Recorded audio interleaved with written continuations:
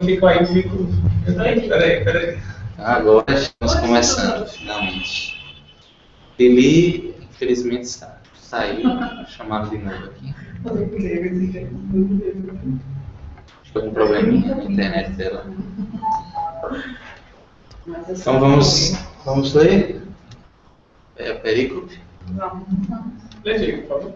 Certo. Mateus capítulo 7, versículo 6. Não deis o que é santo aos cães, nem lanceis vossas pérolas diante dos porcos, para que não venham a pisá-las com seus pés e voltando-se vos despedaçem. Novo Testamento de Haroldo. E a versão da Bíblia de Jerusalém também? Certo. Não deis aos cães o que é sagrado, nem atereis as vossas pérolas aos porcos, para que não as pisem e voltando-se contra vós vos estranhassem. Estraçarem. Ok, então a gente já viu a parte acadêmica, né, os comentários bíblicos, e hoje vai ser as interpretações espirituais. Né? Então a gente dividiu, dessa vez, como tinha poucas, né, ficaram trios aí com as passagens.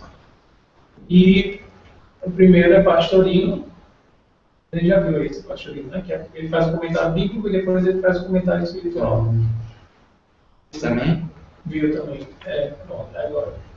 Está lá no Sabedoria do Evangelho, volume 2, né? Que aí ficou com André, Diego e Elis. É só um slide, né? Slide 21. Vou deixar para o André, porque eu não for de ler. A gente pode ler os slides, né? Tem pouca coisa. Ou se André quiser já comentar direto, fique à vontade, André. Não, vocês que sabem a dinâmica. Então leia melhor. É pequenininho. É só esse slide? Só, dessa pé. Então, você lê? Ah, tá. Leia.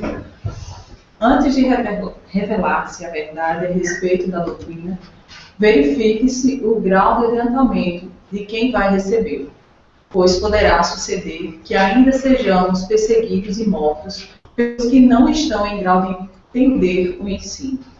E isso de fato ocorreu a milhares de criaturas que pretenderam divulgar fatos e acontecimentos para os quais a humanidade, mesmo representada pela nata de seus dirigentes espirituais, ainda não estava preparada. Recordemo-nos dos martírios dos primeiros séculos entre os pagãos, dos arianos assassinados pelos cristãos romanos no século IV, dos numerosos profetas médiuns que surgiram através dos séculos em toda a Idade Média e que foram sacrificados nas fogueiras pelos próprios cristãos, e mais de Galileu e Savonarola. Não sei o que é isso. Savona, Não deve comer não.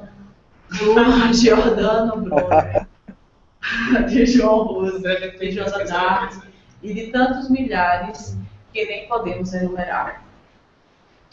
Savonarola. E aí, André? Você quer começar? Savonarola, como nosso amigo Paulo disse, não diz respeito a nenhuma comida, certo? Savonarola foi um padre italiano que fez algumas reformas muito parecidas, por sinal, assim, como não o estudei com profundidade, mas a princípio com aquilo que Francisco de Assis fez, as formas de acusações, assim, mostrando que a igreja havia se corrompido em muitas coisas, né? Ele foi perseguido durante muito tempo, né? E representou uma resistência às práticas ortodoxas da igreja de então, que havia se desviado. Eu acho que o texto é muito claro, só temos que tomar cuidado, que assim, à primeira vista, numa leitura seca, pode parecer que ele estivesse criticando essas pessoas, como se dissesse, olha, não era o momento de dizer, né? Na verdade, não, ele quer dizer que as pessoas não estavam preparadas para ouvir, tanto que fizeram com eles, né? Eles todos, se eu não me engano, foram massacrados, foram mortos, né? Em razão dessas opções. Savonarola é um que eu não sei. Os demais foram todos pela Inquisição, ou, né, por um processo de perseguição sofreram um processo de perseguição em razão das ideias que operaram. Esses arianos também, assassinados pelos cristãos romanos, eles representavam uma corrente que se filiava a um bispo do Oriente, Ário. né? Ário foi um bispo dissidente também, ele tinha algumas ideias, como por exemplo o casamento, né, entre os padres, e ele sofreu muitas reprimendas, né? E os cristãos ortodoxos passaram a segui-los a partir do século IV, enfim. Era muito comum essa crença entre os bárbaros, que a gente chama de bárbaro, cristãos, chamados de cristãos arianos. Os visigodos eram cristãos arianos. Então, bom, eu acho que o texto é muito claro, fora esses personagens históricos, né? São pessoas que não tinham condições ainda de receber aquela verdade, e para as nossas vidas, né, pessoalmente eu acho que eu já até contei para vocês que já tentei falar de espiritismo para algumas pessoas no intento de que elas despertassem do ponto de vista teórico, a princípio, para algumas coisas, principalmente na adolescência, quando a gente começa, né, a estudar as obras espíritas, mas na verdade, muitas delas, né, eu percebo hoje que não tenho condições de ouvir alguns comentários, a perspectiva que adotava, especialmente da verdade do texto bíblico e da interpretação literal, não permitiam uma mudança de concepção de maior grau. Acho que é só isso. Uma dessas figuras que aparece aí é o João Hus, né?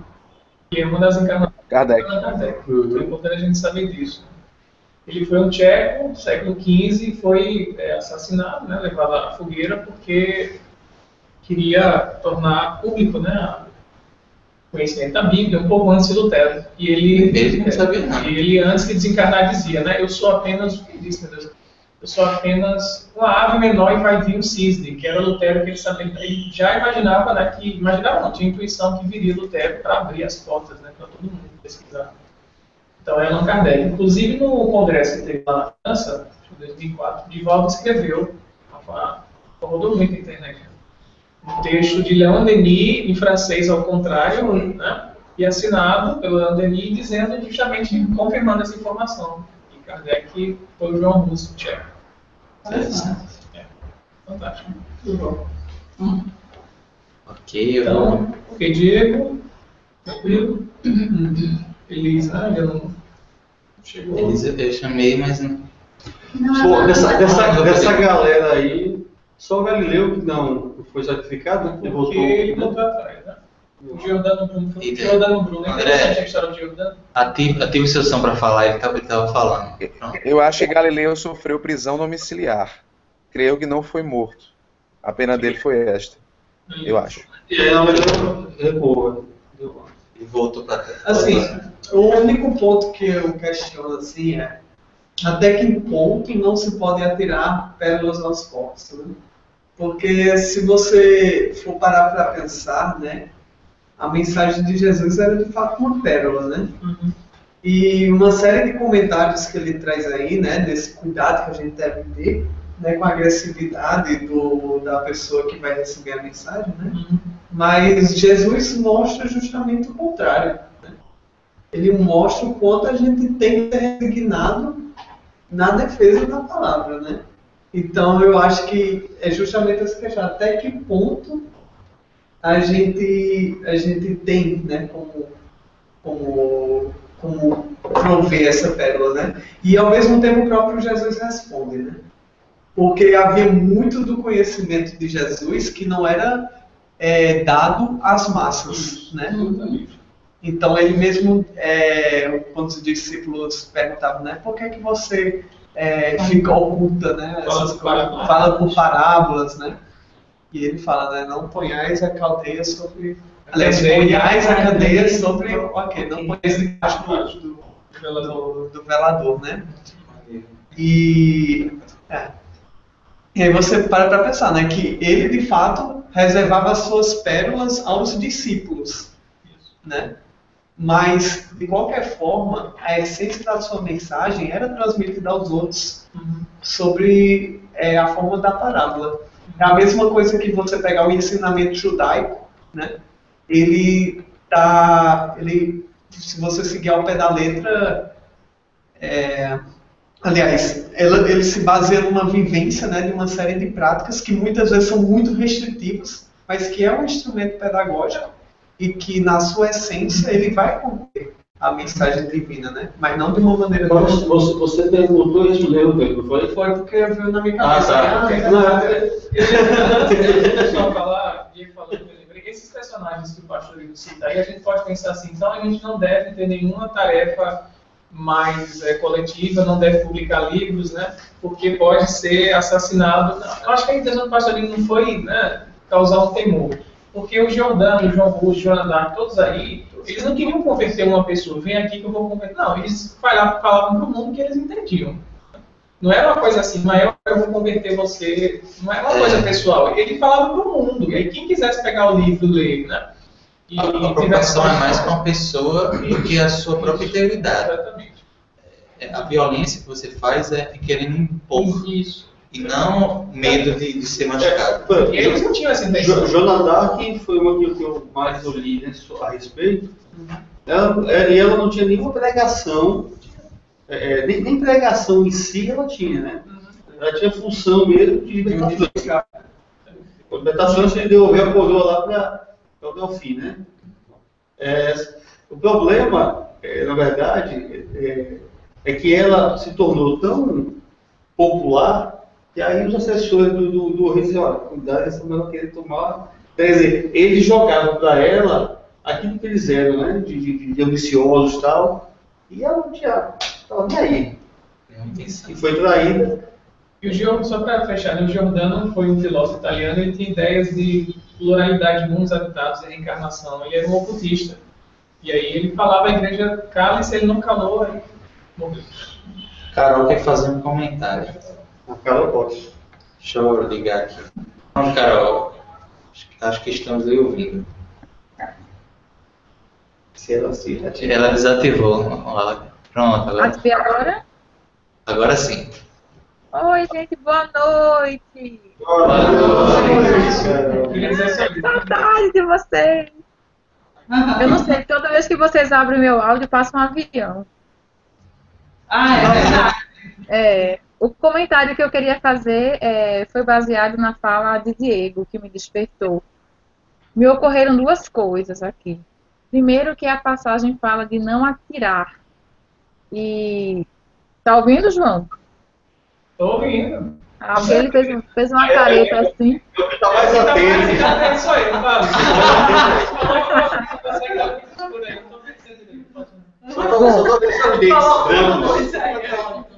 Bom, a passagem fala de não atirar. E não atirar é diferente de esconder. Né? Baseado nisso, porque a gente também não quer dizer que a gente vai pegar todo o conhecimento, não vai revelar nada para ninguém, vai guardar tudo, porque senão a gente sai de um extremo para cair no outro, né? Eu acho que é importante ter essa discriminação. E a outra é que não é sem motivo que disseram que Jesus é o maior psicólogo que já existiu, porque ele tinha uma compreensão muito clara do ser humano, né? E eu acho que ele revelava um pouco mais porque ele sabia o que pairava no coração das pessoas. Mesmo que aparentemente aquela pessoa fosse do mau caminho, né? Eu acho que ele compreendia tanto a natureza de cada um que ele sabia até onde podia ir. E pra gente é mais difícil, né? Porque a gente talvez não tenha esse tato, né? Era isso. Obrigada. Bom, Larissa. Mais uma coisa só, deixa eu falar uma coisa. Pode ser. Eu tô muito feliz por você, viu, Gabi? Linda.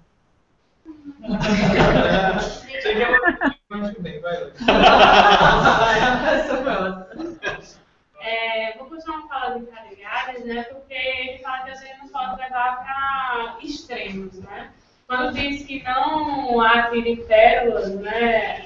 Pérolas aos povos. Não é para desconsiderar essa pessoa, né? Não significa que nós devemos desprezá-las.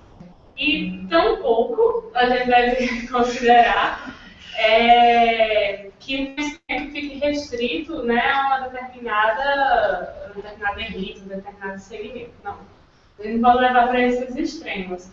O que essa passagem quer nos ensinar é a prudência. E Jesus é a prudência ao extremo. Ele conhecia a nossa alma em profundidade. Ele sabia o momento de falar ou não. Né?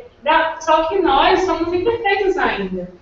A gente pode não saber o momento certo, a gente pode querer competir outra pessoa, enfim. Então, o que Jesus nos ensina é essa prudência. Saber o momento de agir. Perfeito. Então, a gente já falou, ele está aqui, né? Vamos passar para o próximo, que é o de Holden. São 2 slides, ficou com Giana, que está com problemas de conexão, Lili e Ismael. Então, vamos ver lá o que o Holden vai dizer. Eu não sei se Lili estava tendo um probleminha também, mas Lili, se você estiver nos ouvindo e quiser começar a comentar, manifeste-se. É só ver se eu consigo ativar aqui o áudio dela. Ela estava com uns probleminhas também, não sei se ela está conseguindo. Tô aqui. Oi, a gente lhe ouviu. Pronto. Fala, Lili. Estamos lhe ouvindo, Lili, fica à vontade. Você quer começar? Pode começar, porque eu não estou conseguindo ver a imagem do slide agora. O meu computador está bem retardadinho. Tá certo. Para eu poder me lembrar que eu li ontem. Bem, eu fiz alguns destaques no texto. Queria pegar aqui.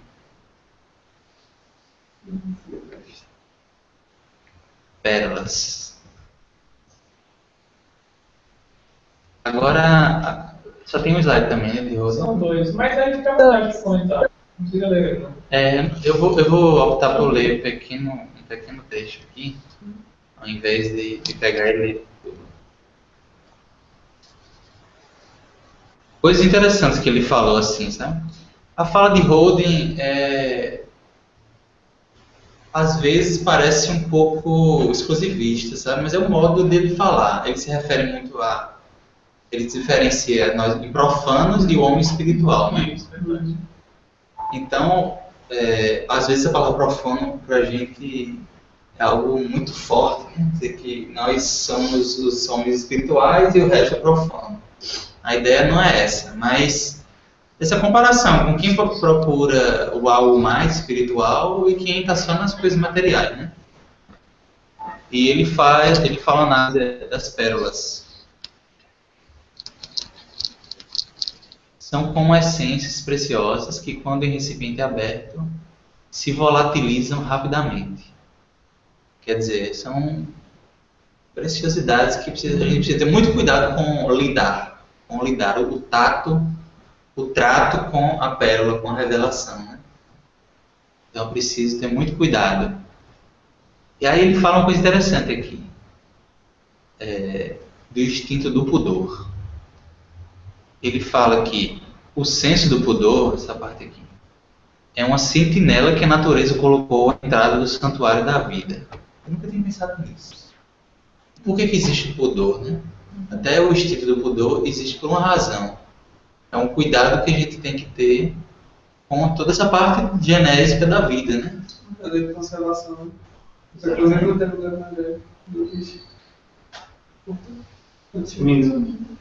É algo muito importante para a sobrevivência da nossa espécie, né? Então a gente tem esse instinto quase que inconsciente. Então, da mesma forma, é o lado divino, espiritual. A vida espiritual é mais sagrada e divina ainda do que esses instintos.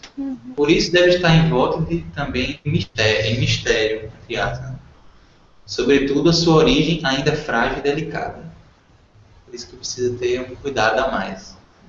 Aí, às vezes ele dá um lance assim como se tivesse que ser escondido. Como a gente viu, não é bem esse sentido, né? E lá no fim, aí ele comenta sobre, já interpretando uma passagem sobre Jesus, né? Jesus fala muitas vezes em parábolas e alegorias para que cada um interprete os símbolos materiais segundo a capacidade evolutiva, segundo a sua própria capacidade evolutiva, e perceba do simbolizado espiritual precisamente aquilo que corresponde ao estado atual da sua evolução. Perfeito, né? A escolha de Jesus pelas parábolas, pelas fábulas, né? Algo que cada um vai poder retirar o que precisa, o que pode, né? E o que E não- passa a ser, eu acho que bem maior, né? Porque como ele falou de escala evolutiva, então a cada momento você vai ter um novo despertar para aquela mesma mensagem. Isso. Ele vai ter um aprofundamento, até que a gente chegue na essência, né? Ela se atualiza, né? Desce uma upgrade toda vez que É, conectação Wi-Fi. Ah, mas eu já vi, mas... O grande recurso assim, que a parábola propicia é isso. Ela permanece pelos séculos, né? Porque tem um símbolo. E o Holden fala, você pode ter na dimensão 10, na dimensão 50, na dimensão 100, dependendo da sua capacidade evolutiva, né? O texto é o mesmo, mas a profundidade de compreensão varia de acordo com a consciência do leitor. É isso mesmo. E para encerrar, ele traz também uma frase muito legal. A verdade é alimento para uns e veneno para outros. Por isso o mestre do reino de Deus deve saber doar judiciosamente as verdades que transmite a seus discípulos, para que as coisas sacras e as pérolas cheguem às almas daqueles que são idôneos de as receber e assimilar.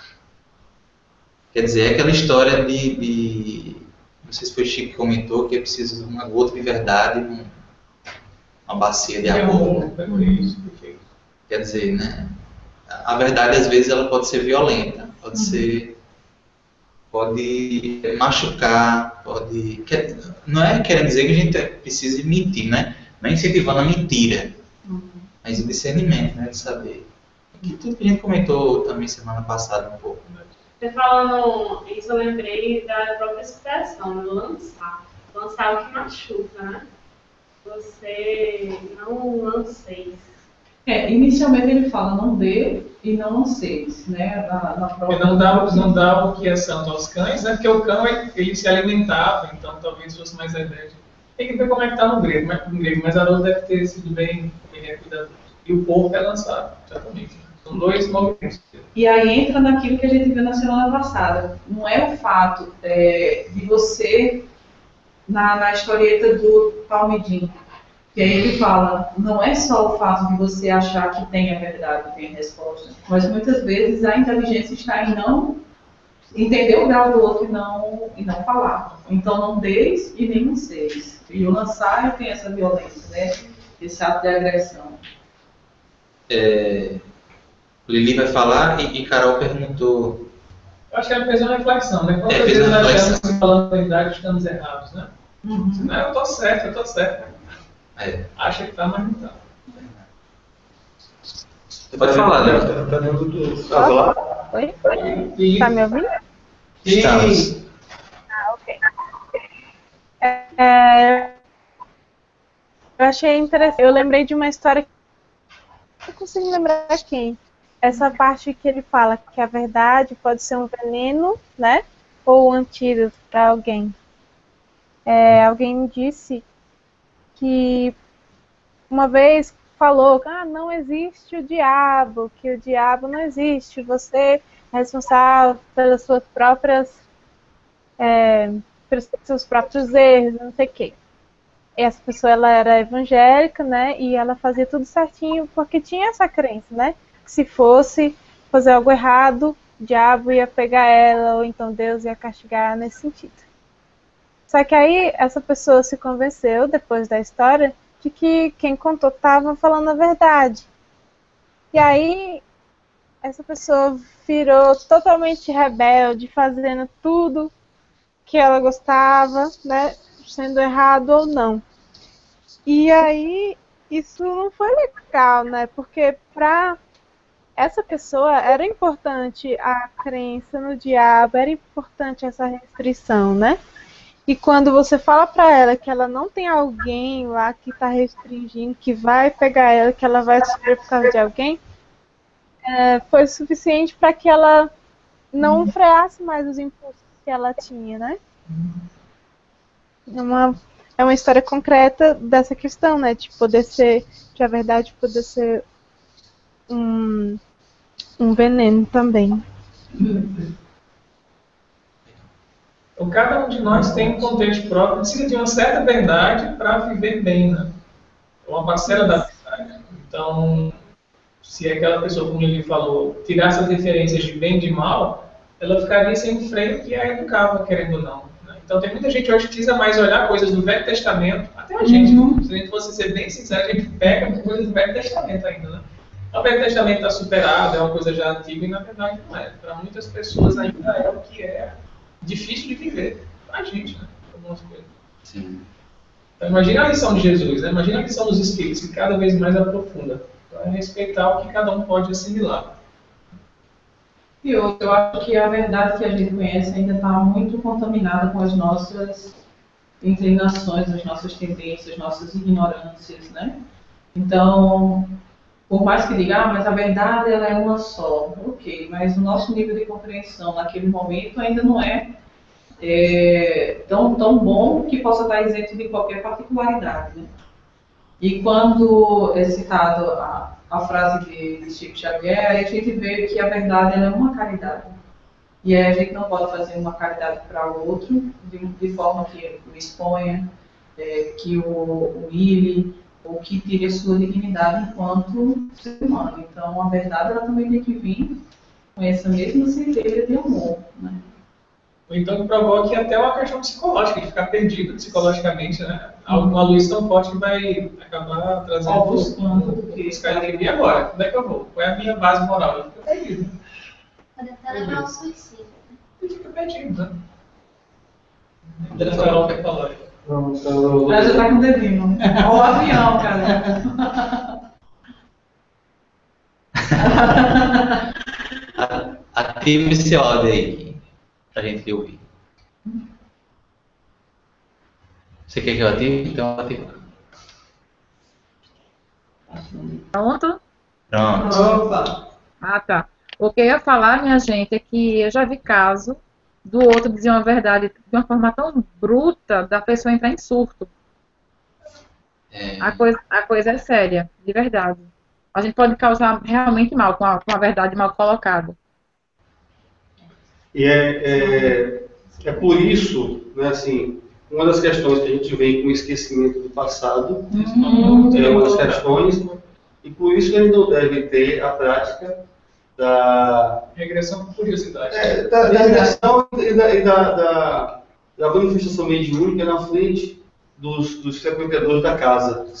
Que existem algumas casas que têm essa prática, aí às vezes aquela entidade que tem aquele vínculo, e um vínculo não amoroso, acaba despejando, lançando, machucando, e a pessoa sai muito pior do que quando ela chegou ali. Então,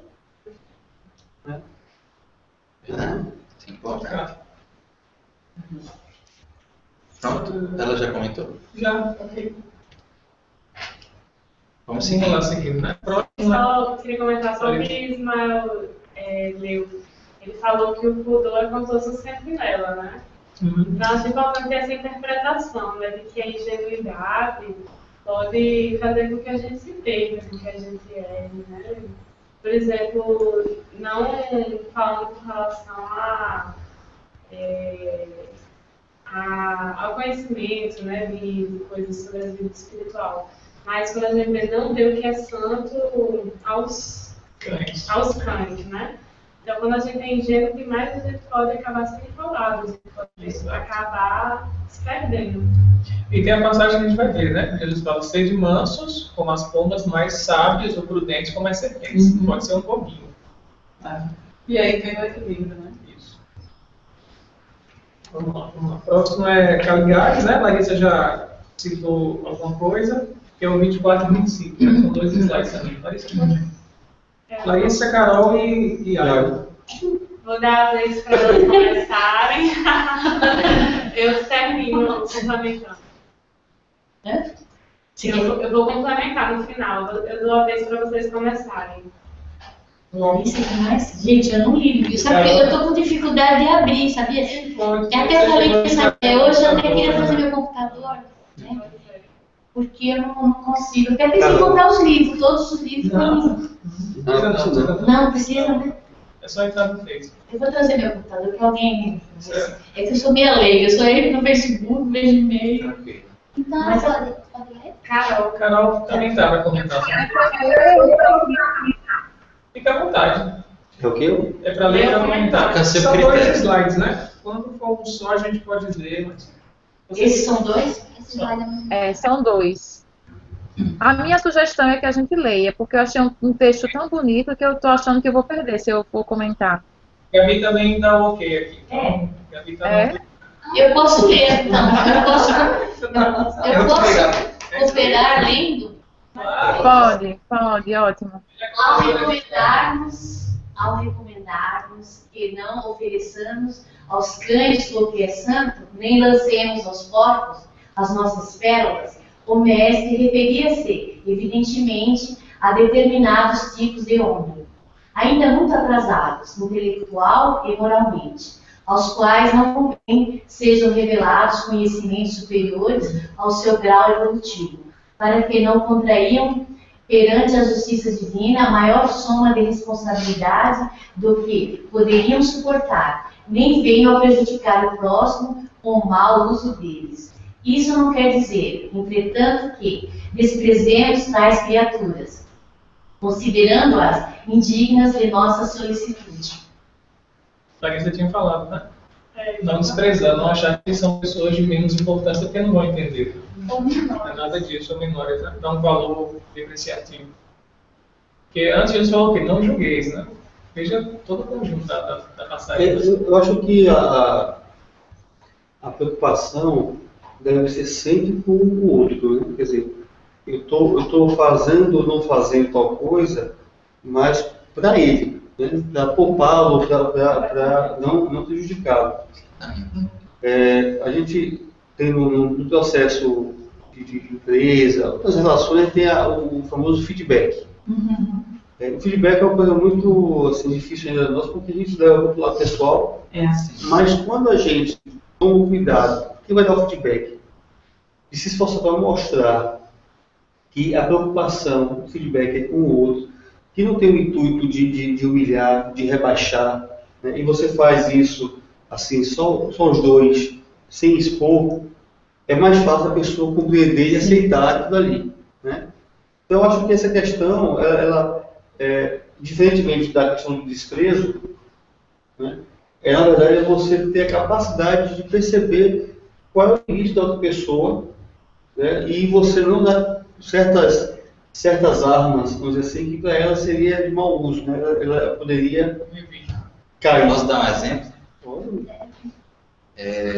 Quando eu e Larissa começamos a fazer palestra, a gente fez até uma palestra juntos e tal, a gente combinou, vamos fazer o seguinte, você dá o feedback e eu dou o seu feedback.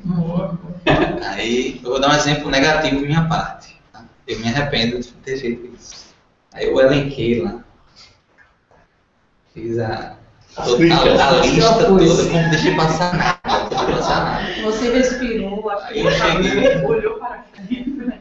Cheguei e falei para ela só carregando em cima. Tá. No final ela quase chorando.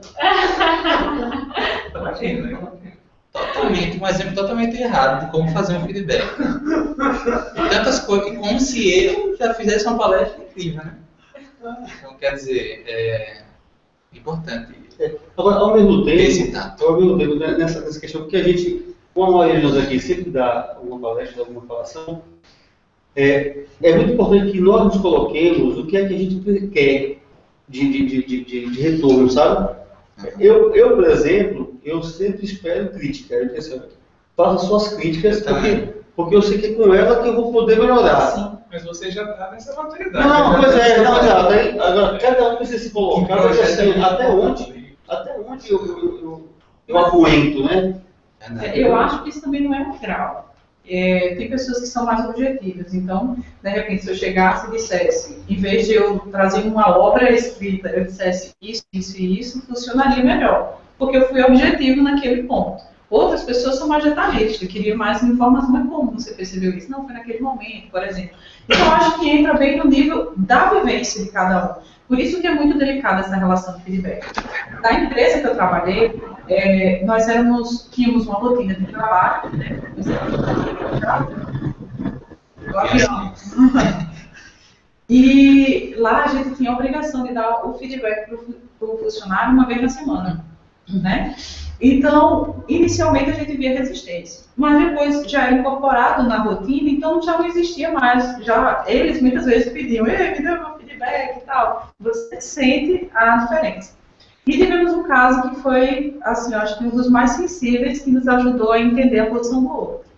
Tinha um operador que estava com piolho, mas não era simplesmente piolho, era a própria população de piolho no Brasil que estava ali. A pessoa era muito humilde, o operador era muito humilde, mas isso já estava repercutindo de uma maneira que ele estava sendo escanteado. Quando ele ia sentar, as pessoas se afastavam, porque são ilhas de trabalho, um senta do lado do outro e atrás também, então estava criando um movimento e aquilo ali não estava saudável para o indivíduo nem para o ambiente corporativo. E você tem que dar o feedback. Né? Naquele momento existe todo um problema, porque eu não posso simplesmente abordar, olha meu amor, se cuida, vai, você hoje está dispensado, não está vendo não o que o povo está fazendo. E a supervisora dele foi extremamente humana, chamou ele para conversar na primeira vez para dar o feedback e falou sobre qualquer outra coisa, e aí deixou passar uma semana, pedindo a compreensão de todos que ela iria resolver. Uma semana passada, ela chamei de novo, eu tenho uma coisa, mas eu não queria que você ficasse triste comigo, eu tenho uma coisa para poder lhe dizer e tal. Ele diga, totalmente, né? Eu passei piolho para você. Eu estava numa crise de piolho. Ela se colocou no lugar dele. Olha, eu não queria que ninguém soubesse. E foi muito triste para mim e tal. E eu não queria fazer com que você ficasse chateado comigo, porque eu sou supervisora, mas isso acontece com todo mundo. E aí ela disse, eu fiquei tão preocupada que comprei umas coisas aqui para você, que foi o que eu usei e tal. E isso resolveu.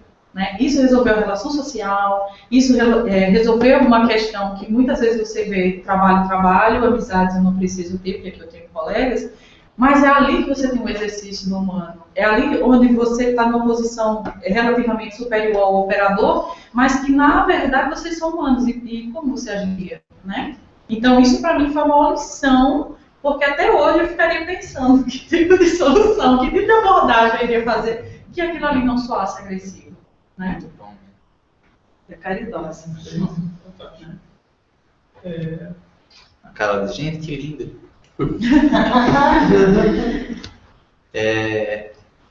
Mas assim, deixa eu só terminar. Hoje, falando sobre eu e Larissa, Larissa antigamente era muito mais sensível e eu não tive essa percepção. Hoje, se eu falar, eu falo mais diretamente para ela, ela compreende. Assim. Na época eu trouxe pontos que realmente precisavam melhorar, mas o modo e a quantidade e a fala, talvez se eu ressaltasse mais o lado bom e trouxesse alguns pontos. Que foi? Nada. Mas quer dizer, hoje a verdade já é mais direta. Vice-versa, né? É isso aí. Vamos seguir. Alguém quer comentar mais alguma coisa? Vamos. Tá com meia hora, tá tranquilo. O próximo trio aí vem aqui. O que você pediu para falar mesmo, ali? Foi o primeiro parágrafo. As M's, né? O segundo slide, né? Foi? Odin, primeiro slide, segundo slide. Ela pediu para ler esse segundo parágrafo, ou foi o primeiro? Primeiro parágrafo do segundo slide. Esse aqui. Quando lançamos um punhado de pérolas preciosas a um porco, este, cuidando receber uma espiga de milho ou de batata, avança sôfrego e mete-lhes as patas para as comer. Mas logo depois, verificando o engano, se enfurece e, revoltado com o ludíbrio, investe contra quem lhe deu apenas pérolas indigestas, em vez de umas batatas suculentas. Então vou ativar aqui o áudio. Tem uma história parecida com essa em Caligares. Muito parecida. Lili, você está com a palavra agora.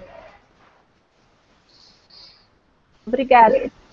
Não, era só para mostrar esse parágrafo, para ilustrar, né? Porque para mim fez muito sentido. Quando uma pessoa, ou o porco, né, está esperando uma coisa, se ele recebe outra, aquilo vai ser repelido, né? E ainda vai pensar que está falando mal. Como, por exemplo, se você faz uma crítica ou tenta corrigir um ato de uma pessoa, e ela não tá naquela vibe, ela não reconhece essa verdade que você está tentando dizer, vai ser ruim, vai te repelir. Então, que a verdade seja colocada de outra forma, né? Eu adorei a história do Piolho, foi tão linda. Tô fã dessa sua chefe. Eu não ia colégio. Muito bom, realmente faz muito sentido, Levi. Deixa eu complementar, porque foi muito oportuno ele ter querido trazer esse parágrafo, porque tem a ver com a primeira página que ele está ligado, né? Ele conta uma história dizendo que, ele começa dizendo que é de sabedoria popular, que a riqueza só tem valor para quem sabe aproveitar. E ele diz que com relação às coisas espirituais é a mesma coisa. E ele conta a história de um galo que estava no monturo, né? O monturo é um lixão. E estava procurando vermes, né? Vermes, coisas para comer. E de repente encontrou uma pedra preciosa.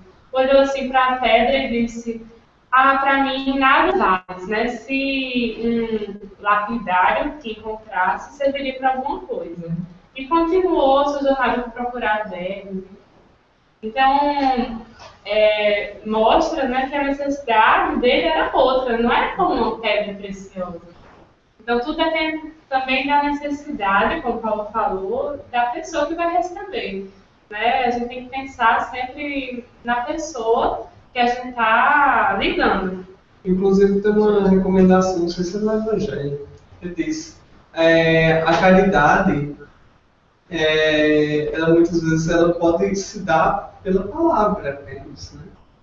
Mas que se a pessoa estiver passando fome, ela não vai ter concentração para escutar aquela palavra. Se ela estiver passando sede, ela não vai pensar na mensagem, né?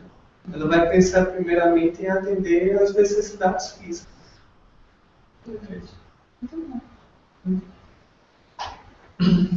Ok, então, seguindo, né, o Simonetti estaria com Marilu. Acho que Marilu... Faltou o segundo parágrafo. Esse é o segundo slide, né? Você pode ler, né?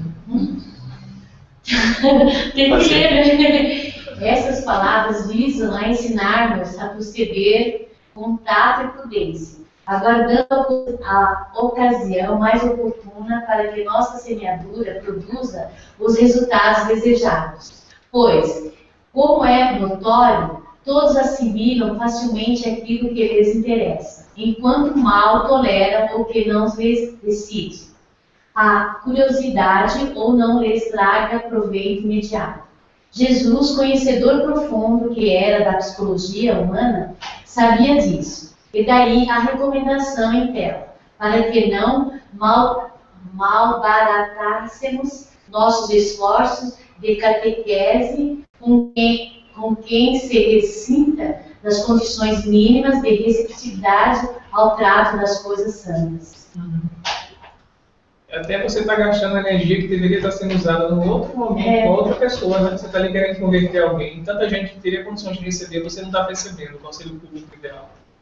Que você perde energia, né? E eu lembrei, assim, só um comentário, quando o Paulo falou, né?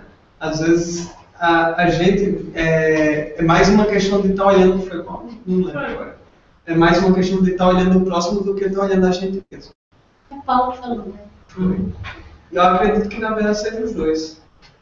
Porque às vezes a gente quer convencer uma pessoa de uma ideia, mas no sentido de que a pessoa se submeta à nossa ideologia, à nossa maneira de viver. Às vezes a gente não se contenta com a felicidade do outro diante de uma ideologia, e a gente gostaria que ela vivesse da mesma maneira que nós vivêssemos.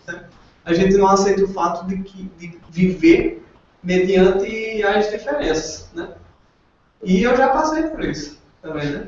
De, por exemplo, você ter um amigo que é evangélico, né? E aí você imagina assim, só porque ele é evangélico, ele vai ter preconceito. Eu já estou me auto-preconceituando, né? Com relação ao outro, né? Ele vai ter preconceito contra mim e a gente não vai poder ser amigo, né? E aí eu gostaria de converter essa pessoa, né? Só que aí quando você vai ver, no fim das contas, é importante. Cada um esteja no Mas seu aí, ponto, isso que você falou, nesse caso, você não estaria olhando só o próximo. Não é isso? Mas olhando também a minha atitude, né?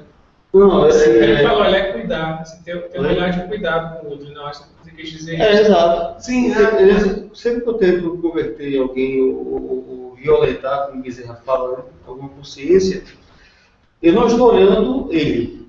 Né? Eu estou, na verdade, com o meu orgulho, achando que eu tenho domínio, a verdade, e eu quero impor de alguma forma aquela minha concepção. Né? Então eu desconsidero a outra pessoa, o limite dela, e coloco e faço, dou uma dimensão maior a mim mesmo, que é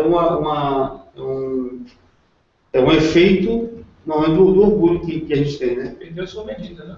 Oi? Você perdeu a sua medida daquilo que você é. Você está se considerando mais do que você é. Exato. E só mais, Você só fala mais que um ponto com relação a Caligari, ele fala que a utilização das forças mentais e dons psíquicos, o domínio das leis que regem a comunicabilidade com a lei, são noções benéficas quando empregadas com critério, né, para fins edificantes.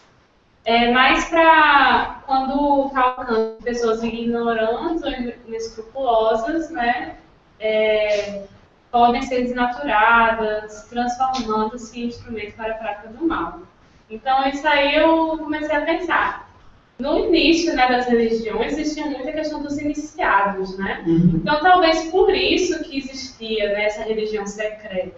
Talvez, com certeza, a população não teria ainda amadurecimento para poder entender. Da mesma forma, quando a gente vê essas histórias sobre cristianismo primitivo, quando a gente vê que tem algumas pessoas que usavam a comunicabilidade com os espíritos para a prática do mal, né? Para fazer porções, enfim, para magia negra. O próprio Moisés, né? Proibiu porque o povo fazia isso muitas vezes. Moisés não proibiu consultar os mortos, né? Porque o pessoal fazia justamente para interesses pessoais, né? Não para aprender. E quer falar? Sim. Maria, ela deu uma relaxada ali. Oi. Oi. Pronto. Então, essa conversa me lembrou de proselitismo. Eu tô lendo o livro Brasil, o Coração do Mundo, a Pátria do Evangelho, né? E eu tô bem na parte que ele fala sobre os jesuítas que foram para o Brasil para evangelizar os índios e tal. Aí eu fiquei pensando, caraca, aí eles estavam revelando outra verdade, né, um Deus único, o cristianismo e tal, para pessoas que acreditavam em vários deuses, que não tinham essa mesma percepção, né? Aí eu fiquei pensando sobre isso. Tá certo que eles falaram de Deus, de Jesus, do catolicismo para todos eles, né? Mas eu fiquei meio confusa. É porque às vezes eu acho assim, existe a necessidade da ruptura, né? Já é a Que forma são, como acontece. exatamente. O progresso é necessário. A forma com que esse progresso se deu é que a gente pode questionar, né? E aí a gente entra em conflito porque não tem uma imposição da maneira que foi, em relação à violência, em relação à contracultura, mas que essa intervenção entre o homem que já estava num processo material mais evoluído do que o que a gente estava encontrando no momento, era necessário. Esses caminhos tinham que ser cruzados, né? Tanto que a gente sabe que o nosso Brasil foi construído exatamente pelos portugueses, como uma forma de pagar aquilo que destruíram em relação ao Brasil, né?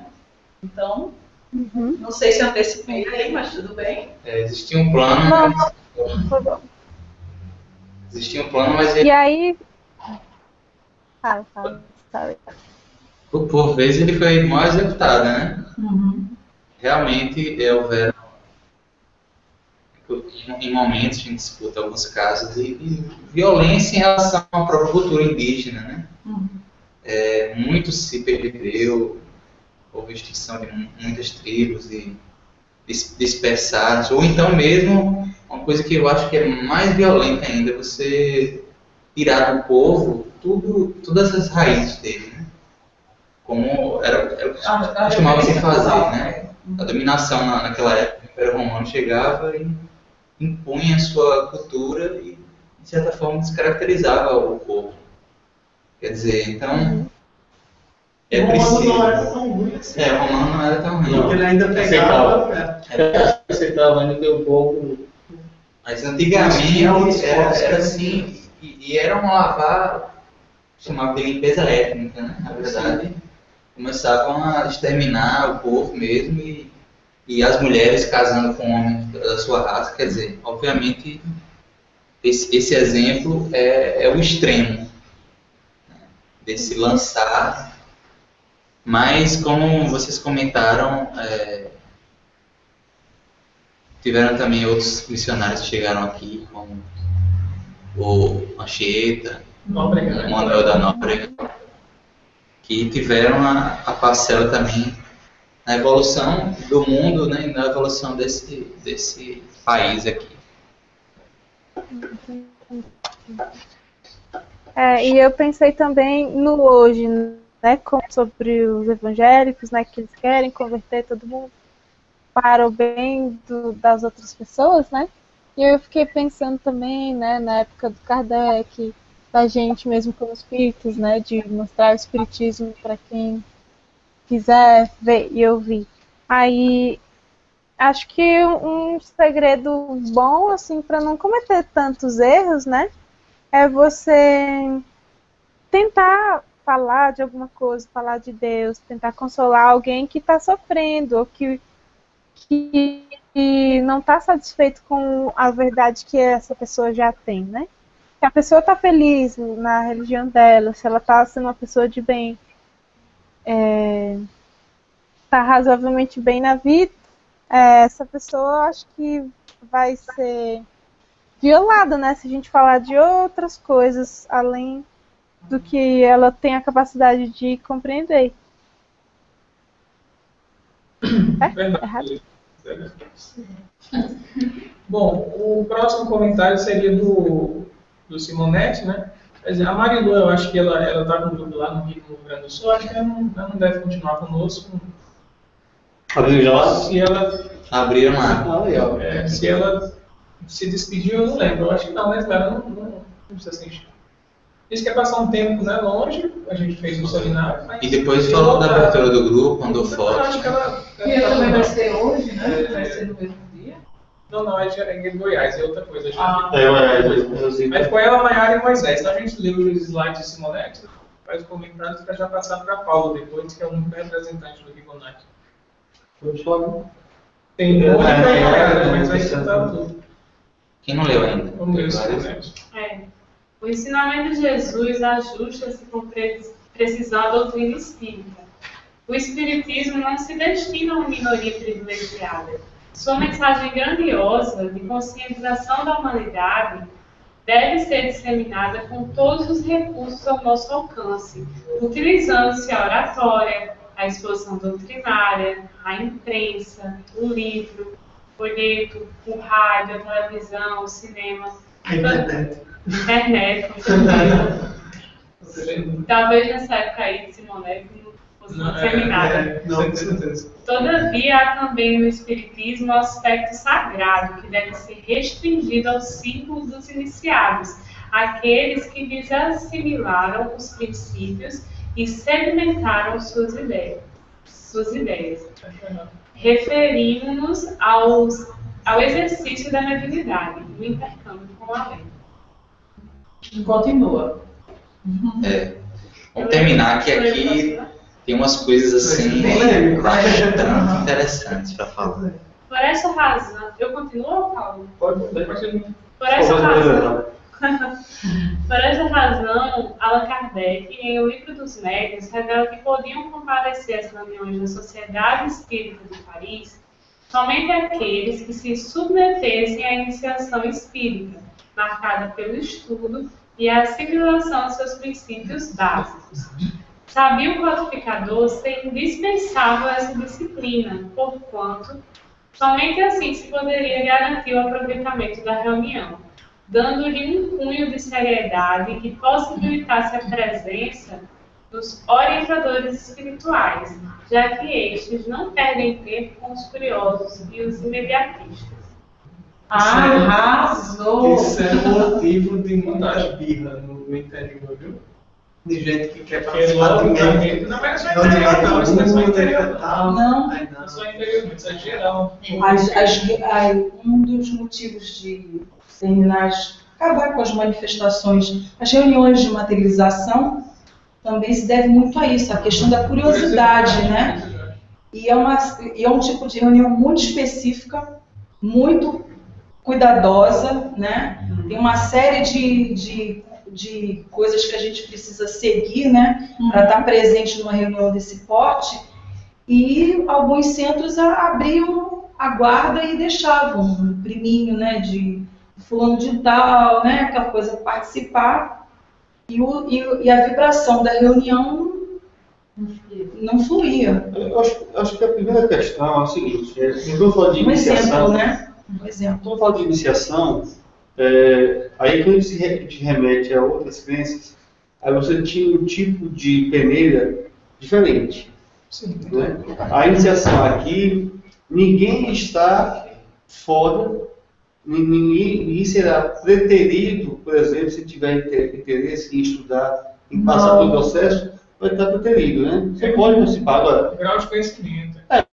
Você tem a oportunidade, olha, venha, estude. Só que muitos não querem se submeter a isso. Querem passar Quer direto. queimar a etapa e... O que demonstra exatamente a falta de maturidade, de compreensão do que é a doutrina espírita. O movimento espírita, a leitura que eu faço, é que ainda realmente o fenômeno, ele é a coisa, sabe? Né? A coisa.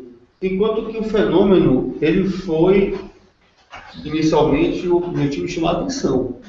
Mas, com o objetivo de reforma íntima, que é o objetivo da doutrina espírita, eu mesmo já tive muita vontade de ser médium. Passei o tempo, então, não sinto nada, não vejo nada, até agora. Aí eu disse assim, não é por aí. Até porque, assim, eu tenho muita convicção dessa realidade espiritual. Eu disse, poxa, não preciso ter esse tipo de confirmação. Né? Mas ainda realmente nós falamos do fenômeno sem naturalidade. Sabe? Parece uma coisa especial. Parece uma coisa que... E aí a gente começa a dizer, se a pessoa é médium, tem uma tendência realmente a elevar a pessoa pelo simples fato de ser médium, ostensivo. Não tem nada a ver. É verdade. André comentou. Sim, não fala de André. Eu vou só ler. André disse o seguinte: em O que é o Espiritismo, Kardec aborda essa questão. E diz que uma vez essa postura de Kardec impediu que 2 falsos médiuns participassem da reunião, tumultuando tudo, e depois divulgando em jornais que mediunidade era uma falácia. E Chico Xavier também passou por isso, né? Quando ele já vinha sendo seguido por um repórter que iria lançar uma revista, tendenciando as respostas e amando o alerta, né? Que recebesse, que desse aquele esclarecimento depois que ele visse todo dia daquelas atividades. E aí ele acaba sendo convicto que aquele homem realmente não tinha nada de meramente aqueles falsos profetas, né? Era tendencioso. Eu tenho uma questão assim que, para mim, ela soa de uma maneira, mas que eu já vejo algumas pessoas trazendo isso de uma maneira negativa, né? Quando a gente tem o esclarecimento que o Espiritismo não é a religião do futuro, mas o futuro das religiões, tende a ser soada de uma maneira muito... Opa, nós somos os doutores da verdade, vamos dizer o que está aqui em relação à posição. Eu não sinto isso. Até porque ela poderia afirmar, eu sou a religião do futuro, e isso ser de maior impacto, no meu entendimento. Mas como... entenda, Mas como existe... Isso é justamente isso. Não é a gente que é o futuro, não. É a forma que a gente faz. Mas... Uhum. Só que o que acontece? É o método científico, né? Abordar Isso. essas coisas divinas como uma ciência. Exato. Mas aí é quando ele diz algumas coisas em relação aos iniciados e algumas prerrogativas em relação ao princípio, né? Então, quando a gente se depara com pessoas curiosas e imediatistas, uma questão como essa, sem o princípio doutrinário, né? Sem um cunho fundamental, você apenas ter isso como uma informação solta, pode lhe soar de uma forma arrogante, de uma forma prepotente. É porque eles leem, porque eles estão em outro nível. Saíram muitas pesquisas que os espíritas são os que mais leem, são os espíritas que têm um poder aquisitivo mais superior perante toda a sociedade. Os espíritas têm reuniões mediúnicas de comunicação. Existia sempre uma linguagem de exclusivismo. Enquanto todo mundo dependia de relações físicas para ter entendimentos, os espíritas tinham cartas que declaravam o que iria acontecer, ou como um consolo nacional, não era só um consolo religioso. Então, eu acho que essa questão é primordial. Não significa não dar a informação, mas significa saber o passo que é necessário dar, quais são as coisas necessárias para começar a conhecer. Assim como uma pessoa da pré-escola não vai para a universidade, existem os graus de entendimento. E nem por isso, nesse grau evolutivo de conhecimento, você está diminuindo a capacidade dele de aprender e de entender, né? Mas está mostrando que existe uma trajetória, como nós estamos fazendo. Eu lembro quando chegar alguém pela primeira vez no Espiritismo e chegar numa reunião falando sobre capelas, imagens de capelas, não sei o que, formação da terra.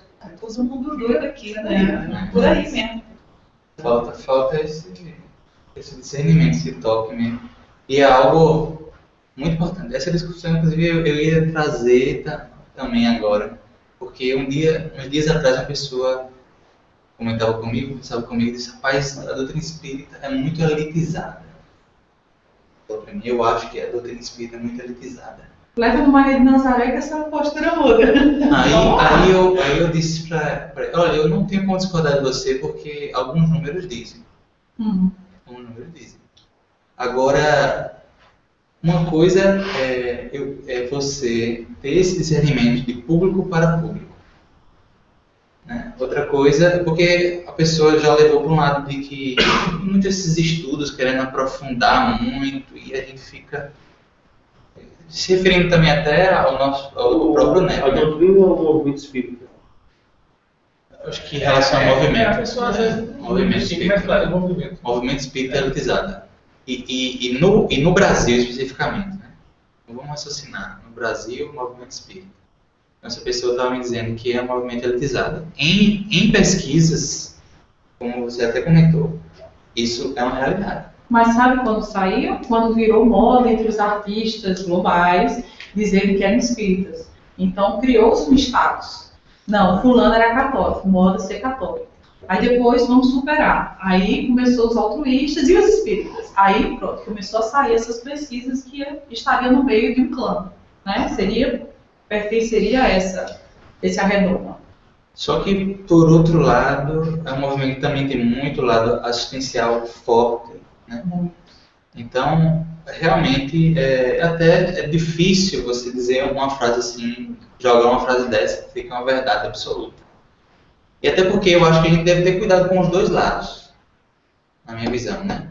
Tanto não dificultar muito a compreensão da doutrina espírita, principalmente porque o Simonelli que falou dos vários instrumentos, né? A primeira coisa que ele citou foi a oratória.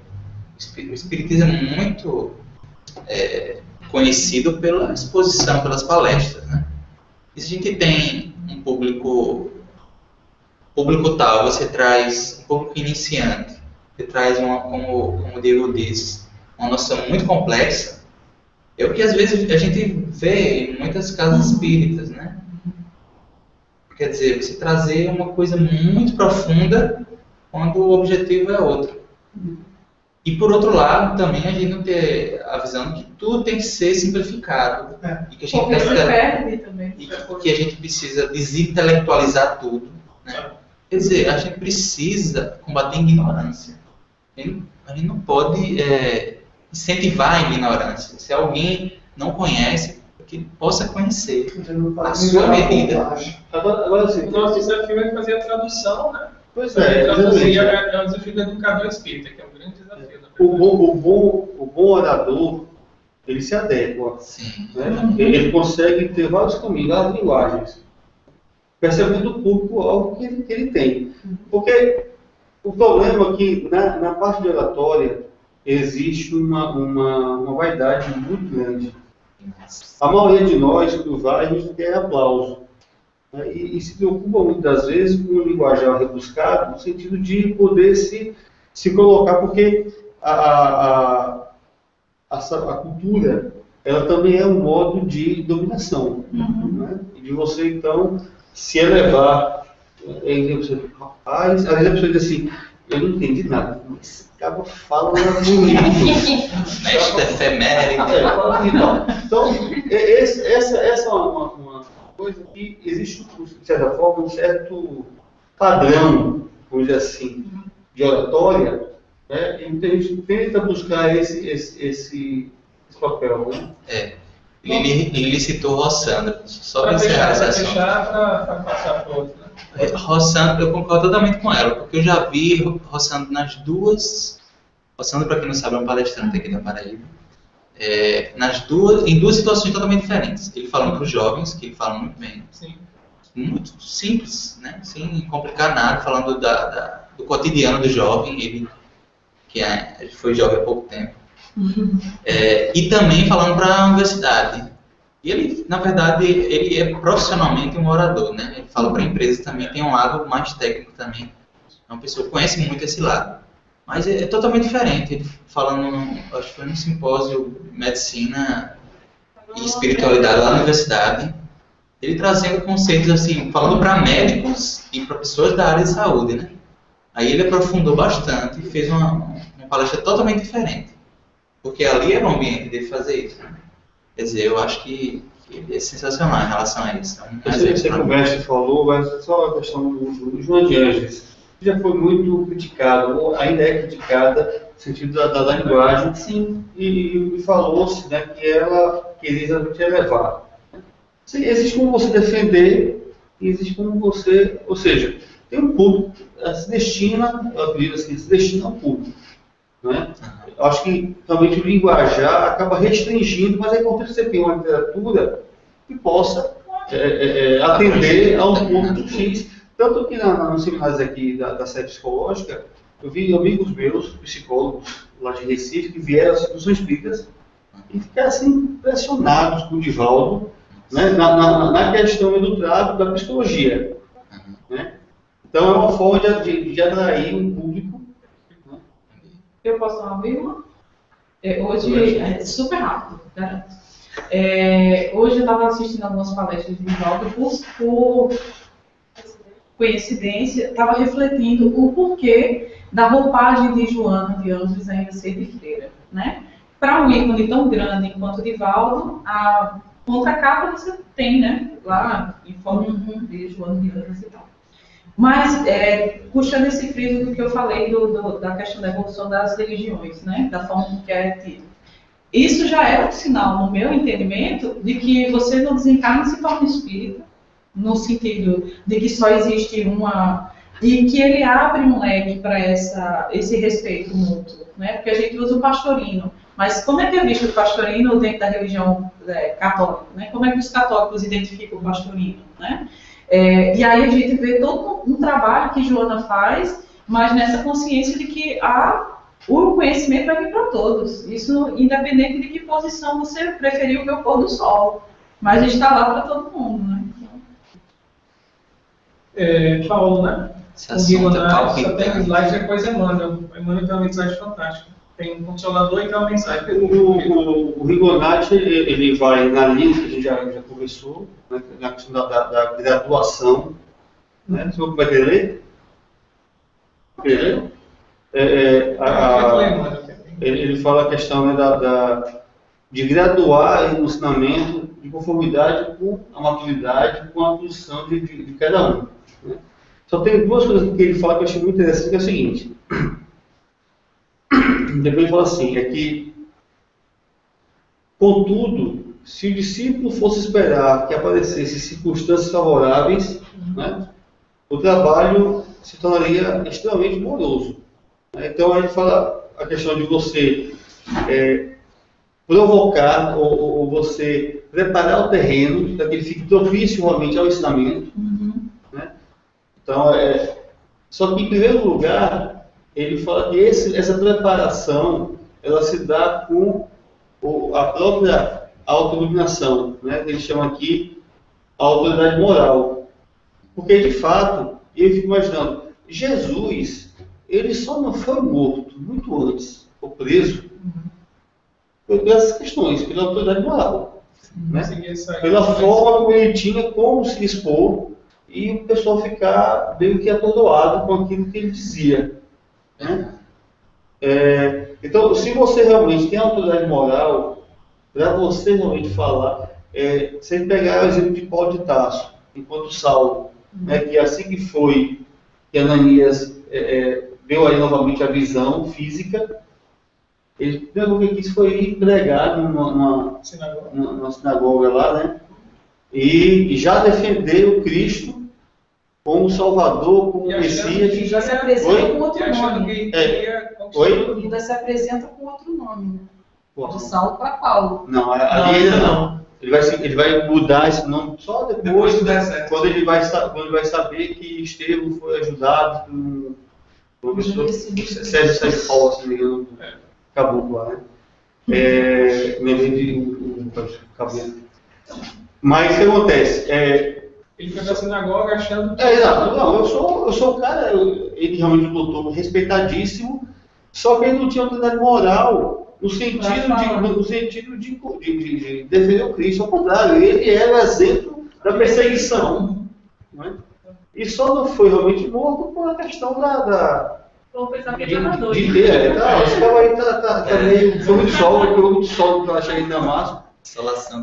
E aí depois então ele vai no deserto e vai ter essa reforma íntima. Então eu acho que essa é uma questão importante para que a gente possa efetivamente levar o ensinamento, né? Esse exemplo, essa santificação nossa, ela que vai dar realmente a base para que você possa se segurar por um bom tempo, entendeu? André citou que acho que era por isso que às vezes Jesus dizia que não era para o curado contar ninguém a cura.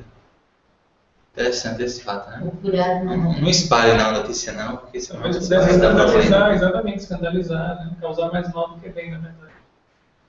Pode ser. E o último, né, é uma pergunta do Consolador, de Emmanuel, e tem uma mensagem, tá? Dos que estão aqui tem Virgínia e Drica, né? Então, o quarteto. Eu trouxe aqui para ler a pergunta, porque não está a pergunta ali, pode ser? Pode ser. Esse livro é incrível. A pergunta 192, ele diz: a mentira retarda o desenvolvimento do espírito? Aí a resposta: a mentira não é ato de guardar a verdade para o momento oportuno, porquanto essa atitude mental se justifica na própria lição do Senhor, que recomenda aos discípulos não atirarem a esmo a semente bendita dos seus ensinos de amor. A mentira é a reação capciosa que visa o proveito imediato de si mesmo, em detrimento dos interesses alheios, em sua feição legítima e sagrada. E essa atitude mental da criatura é das que mais humilham a personalidade humana, retardando, por todos os modos, a evolução divina do espírito. Eu acho que ali... posso falar? Eu não sei se você está mais preparado do que eu, que você fez alguma coisa e eu não fiz. Pelo que eu entendi ali, o fato de nós, da mensagem, né, de nós resguardar a mensagem, não é uma questão de que a gente vai estar mentindo para o outro. Estou certa? Sim. Né? Não é o fato de a gente vai estar mentindo para o outro. É se a prudência, inclusive o que vocês falaram quem falou que o Jesus era psicólogo? Foi aqui, não foi?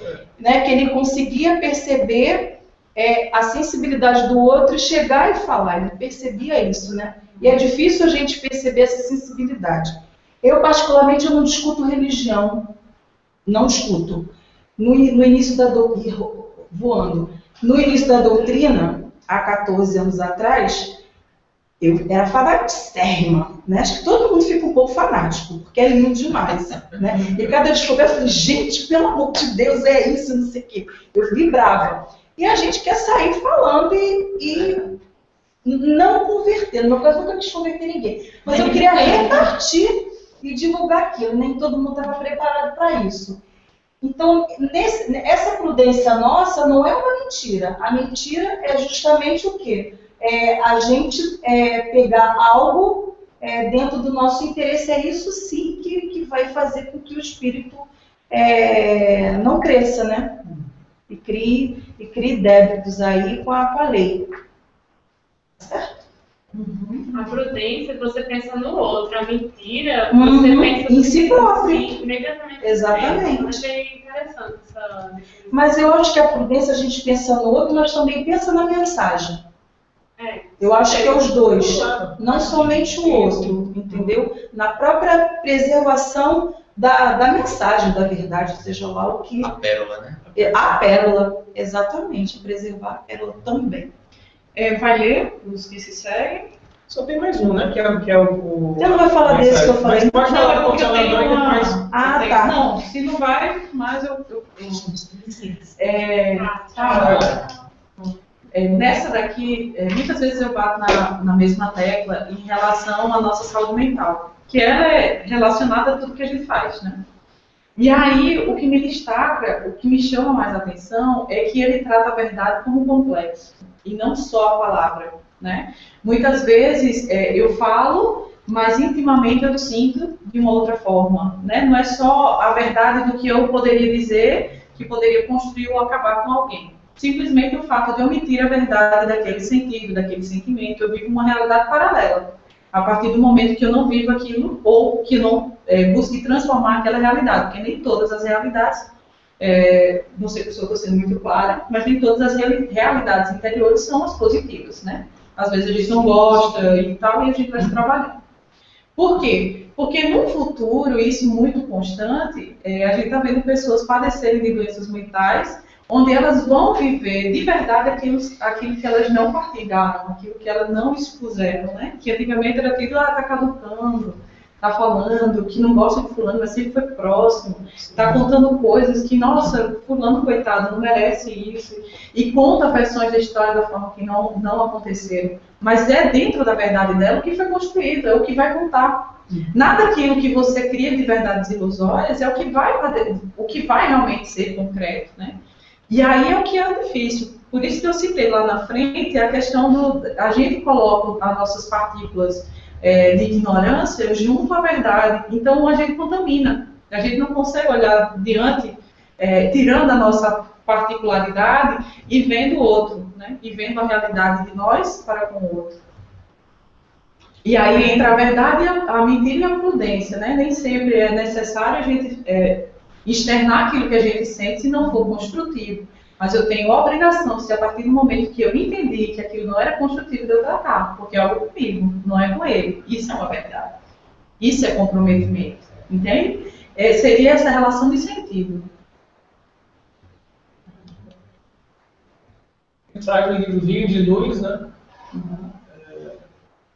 Pode ler? Trecho. Serve de conclusão, né? Pode ler e depois a gente comenta em geral. Gabi não leu ainda não. É verdade. Gabi, lê. O mestre, e lançando o apelo, buscava preservar amigos e companheiros do futuro contra os perigos da imprevidência. O Evangelho não é somente um escrínio celestial de sublimes palavras. É também o tesouro de dádivas da vida eterna. Se é reprovável o desperdício de recursos materiais, que não dizer da irresponsabilidade na aplicação das riquezas sagradas. O aprendiz inquieto na comunicação de dons da fé às criaturas de projeção social pode ser generoso, mas não deixa de ser imprudente. Ninguém se confia à aflição para impor os princípios evangélicos, nesse ou naquele setor da experiência que lhe diga respeito. Muitas vezes, o que parece amor não passa de simples capricho. E em consequência dessa leviandade é que encontramos verdadeiras maltas de cães avançando em coisas. Que era justamente quando eu fui falar, falando sobre o Paulo, né? De que a gente também pensa na gente. O que eu queria dizer é isso. Às vezes a gente fica aflito porque o outro não compreendeu o que eu compreendi.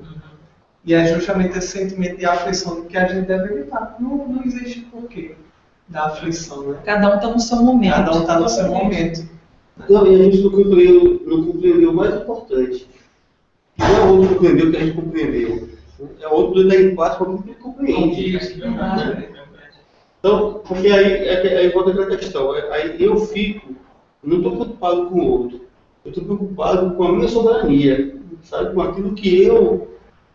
Que é o que a gente, muitas vezes, critica no outro irmão ali, né? Que foi o que o Paulo... Poxa, o pessoal não me compreende naquilo que o homem do atrás não compreendia também. Quer dizer, eu estou incompreendendo, né?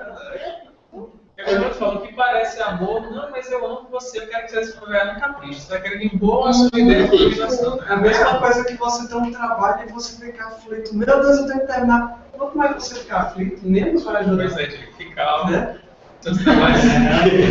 E justamente, quanto mais você ficar aflito, menos você vai colaborar com a outra pessoa também. Não faz sentido. Muito bom, gente. Bom demais. Vamos então, pela hora, tem que encerrar. Mais comentários vocês podem fazer pela internet também, continuar a discussão, que não para aqui hoje.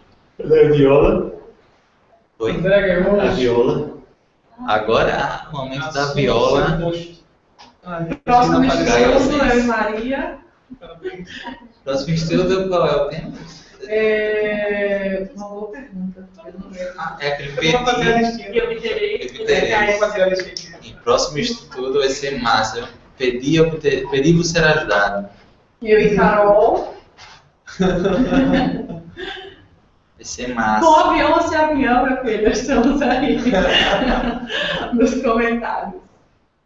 Vamos aqui então ativar o áudio de André.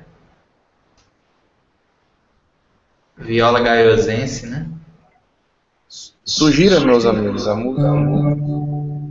Eu estava pensando em O Tom da Paz, mas eu acho que era muito alegre, feliz, saltitante, ritmado, dinâmico, para o preço final. Nossa! Por que não?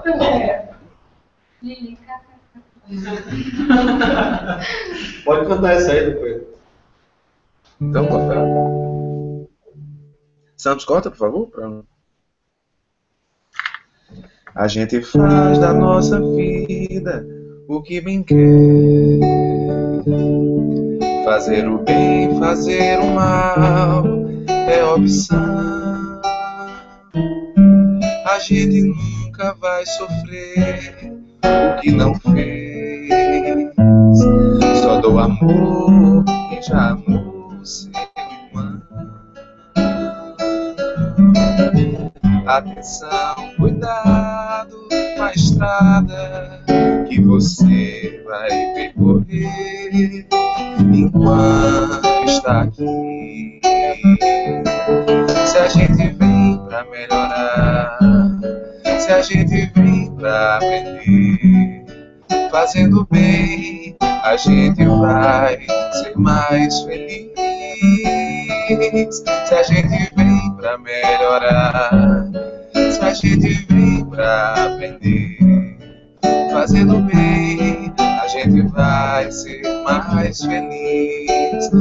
Isso é o dom da paz, da paz, da paz. O dom da paz, da paz, da paz. Isso é o dom da paz, da paz, da paz.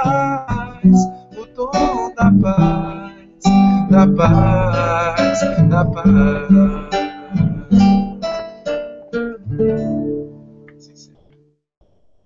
Muito obrigado. Um abraço. Assim seja. Abraço coletivo. Deixa eu botar o vídeo aqui. A todos os virtuais também. Boa semana para todos. Tá tudo bom. Até. Até terça que vem. Tchau, gente. Tchau, Tchau, tchau. Todos. Muito bom, muito bom. Tá? Você vai